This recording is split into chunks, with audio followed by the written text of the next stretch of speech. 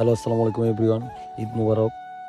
তো আজকে যেহেতু নামাজ পড়তে ঈদগাতে যাব, তো আমি, আমার কাকা এবং বাপ্পি ভাই, ভাইয়া সবাই মিলে চলে যাই ঈদগাতে। তো দেখতে দেখতে ঈদগাতে চলে আসি।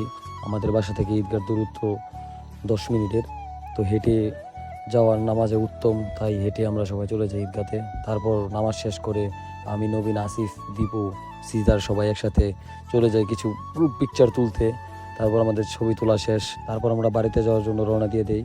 কারণ এখন বাসা থেকে আমরা আমাদের আত্মীয় স্বজন যারা মারা গেছে তাদের কবর জিয়ারত করব, তাদের জন্য দোয়া করব যাতে আল্লাহ তাদের কবরকে জান্নাতের বাগান করে রাখে। আসলে নামাজ শেষে বন্ধু বান্ধবের সাথে দেখা করা এবং একসাথে আড্ডা দেওয়াটাই একটি অন্যরকম মজার ব্যাপার।